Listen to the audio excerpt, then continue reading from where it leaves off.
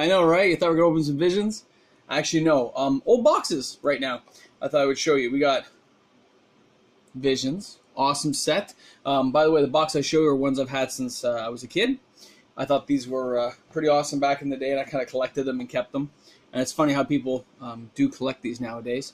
But Visions, awesome set. Then how about some Dark Ascension? I mean, look at the picture. It's awesome. Oh. Okay, I want to show you this one. Hold on. These are a little bit dusty. I apologize. A little bit dusty, but okay. Let's take a look. You see, it's Chronicles, right? So you got the Fallen Angel, right? You know what used to creep me out? Look at the Yawgmoth Demon, and then I think it was the Wretched and the Fallen. Dude, do not meet these guys in a dark alley. Now, I know Chronicles was a killer thing, like they shouldn't have reprinted all those cards and all that stuff. But there's a lot of people who didn't get into Legends and didn't get a chance, right? I wish they kept it black bordered, but yeah, I bought a few boxes of this in the day. Like, look at the sets that were in here, right? Like, you had Arabian Nights, man, Antiquities. You had the Dark, you had Legends, you had good stuff. It was fun. Then we start going a little more modern. We're moving up, you know. Then I bought some Prophecy, great set. For those of you who don't know, by the way, Magic's been around a long time. If you're new to doing this kind of stuff, it's great to check out the older sets, see what cards they created, read some of the stuff. Magic now is 25 plus years. It has a very rich history, so you should check into it whenever you get the chance. So Prophecy, good cards. Oh, Fifth Dawn, great set. Very. I mean, look at that thing. That is creepy, right? And then here we go. Some newer ones. Shards of Alara. Great set as well. Very cool stuff. I bought a lot of this when I played. I mean, you can see I just mangled that box, but what can you do? It was awesome. Then, here we go. Rise of the Eldrazi. I'm sorry. Emrakul. Think about when you first saw that hit the battlefield. Annihilator 6, take an extra turn. You're just out of there. That was crazy. Especially when they came out with the combos nowadays. It was just totally sick. But awesome one. And then, here's another good one. World Wake. Jace, the Mind Sculptor. And World Wake, I think, was a very small print run for back in the day. That's when there was kind of like the downturn in the markets. I think this was, 2010? Yeah, 2010. If you look there, you'll see somewhere in there it was 2010. And when you look at that, you realize that Magic sets have different print runs. They got different sizes they make. Some are print to demand. Some are just made as small sets, specialty sets. But it's based on how many people buy. When Battle for Zendikar came out, they did they do the fat packs, which a lot of people don't talk about. You notice that? They don't talk about the fat packs that much. Fat packs have a very limited size.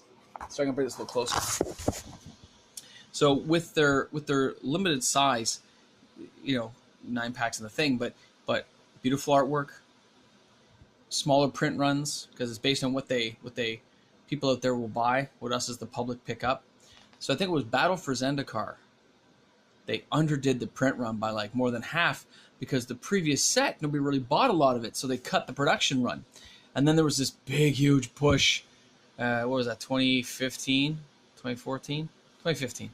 To get those fat packs and to try to pick them up because then they had the lottery cards, right? The stuff got to put in there with all the lands, but they were just hard to find.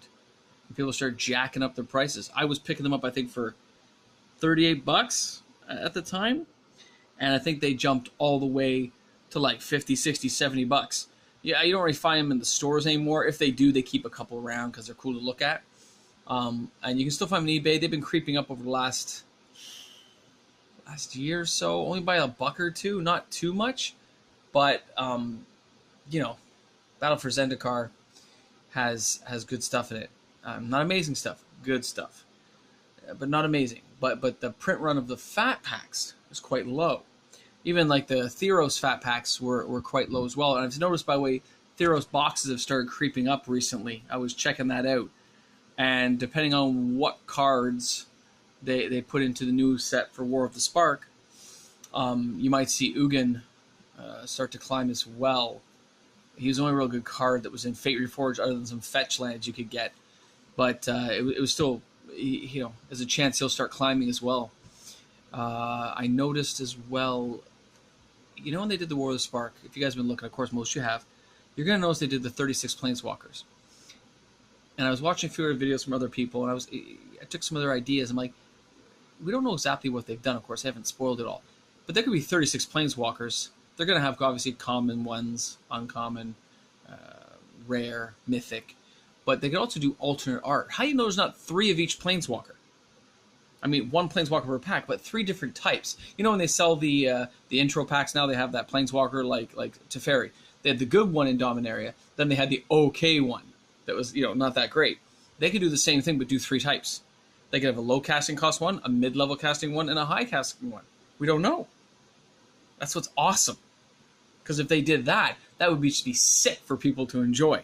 Because then you have multiple artwork, multiple Planeswalkers, and maybe slightly different abilities and powers rated for each card based on the casting cost. They could have lower casting cost ones for Mox Amber, mid-level ones, and high-level ones as the game progressed in War of the Spark. I can't wait to see if they do that. I don't think they did. I don't. I have no proof of that, nothing. I'm just a guy sitting in my basement who buys Magic cards. But I do read a lot. I do check a lot. And there are rumors out there of stuff. So it would be cool to see if they do something like that. But don't get too hyped. You know, this set's going to sell. It's going to be awesome. But these prices on those cards that come out of that set are going to collapse because it's going to be a mass opening like they do for most sets. If you're a collector and you want to, you know, invest in some cards, you're going to want to slowly build up stock on older cards, older sets going out. You should be looking at Dominaria soon, if you haven't already. Things like Kaladesh and Aether are getting already out of reach. They're good sets, but you can find other sets to pick on and grab a few boxes. I tend to grab a case near the end of a run, so I'm not wasting my money right away, and I try to build it up. You know, use credit cards and stuff with the free points all year. At the end of that year, I have those free points. The free points allow me to buy usually a case of something, which I then store.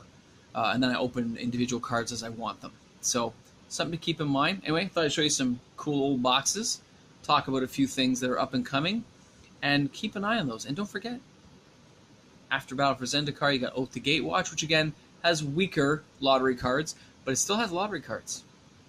And there's still a finite amount. And don't forget the fat packs. People forget about the fat packs. When you see somebody show up one of those cool card cases, and it's an older one like Cold Snap, World Wake, they're unique. They look awesome. The way they should. Alright guys, this is Sean the Magic the Gathering guy, tuning out for the evening. I need more subscribers as always, so please feel free to subscribe. Click on the button below. It takes 2 seconds. And if you don't watch me all the time, you can catch up on the videos later. Have a great night, guys. Cheers.